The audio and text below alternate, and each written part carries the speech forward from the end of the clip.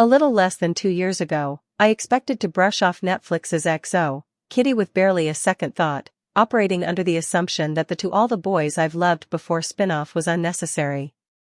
And yet, after season 1 exceeded my expectations, I spent the last 19 months eagerly waiting for the next chapter in Kitty Song Covey's story. Now, having binged all 8 episodes of XO, Kitty Season 2, I'm thrilled to say the YA show is just as entertaining and heartfelt as ever. When we last left the young matchmaker, played by Anna Cathcart, Kitty was reeling from the whirlwind experience of breaking up with her first boyfriend, Dae Min-young Choi, learning she'd been readmitted to KISS, the Korean independent school of Seoul, after getting expelled, and nearly professing her feelings to newfound crush Yuri, Jia Kim. On top of all that, her frenemy Min-ho, Sang-hyun Lee, chose to reveal his own feelings right as he and Kitty settled in for a flight to Los Angeles. XO, Kitty set up a packed season 2, and it certainly hit the ground running. If her sister Lara Jean's, Lana Condor, love story felt relatively straightforward in the 3 To All the Boys movies, saying Kitty's own romantic life is the exact opposite is perhaps an understatement. XO, Kitty Season 1 saw her juggling 3 potential suitors, even if she wasn't aware of Min-ho until the very end, and Season 2 almost immediately throws her right back into the deep end when it comes to matters of the heart.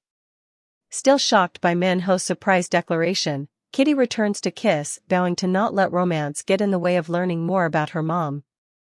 However, things are swiftly complicated because she's stuck rooming with Yuri and her girlfriend Juliana, Reagan Aaliyah, now back at KISS full-time. Needless to say, Kitty is not over Yuri at all, so the proximity makes things complicated. XO, Kitty introduces a new potential love interest for its titular character, Pravina, Sasha Bussin, but it doesn't do away with all the developments from Season 1, making for another stretch of complicated romantic entanglements.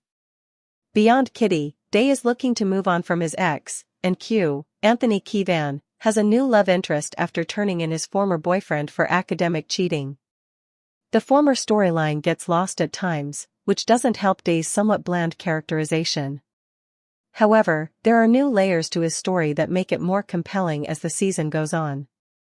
As for Q, he runs the risk of being a sounding board for Kitty, so it's refreshing to see him have his own story.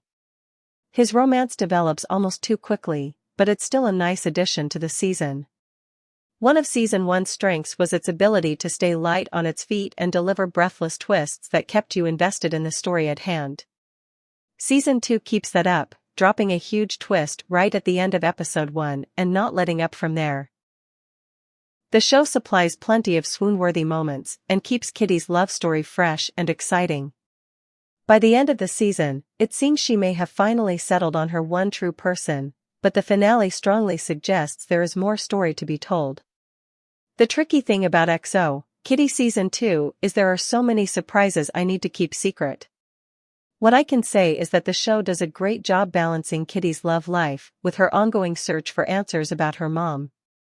Though Kitty was partially motivated to go to KISS because of Dae, she also wanted to learn more about her late mother, who was a student at KISS years before. Season 2 furthers the mystery of Eve's song, and though it could have easily gotten lost in all the teen angst, it remains a key part of the story. It all culminates in a beautifully heartfelt moment that brought tears to my eyes. It brings out new layers to Kitty's story and the To All the Boys series as a whole, highlighting what makes these projects so special. The XO, Kitty Season 2 trailer revealed Peter Kavinsky, Noah Centineo. His single-episode appearance is a welcome callback to the original movies, but the connections don't stop there. Cathcart continues to grow into her leading role with palpable enthusiasm. She's surrounded by a strong cast, with Lee emerging as the standout as Min-ho.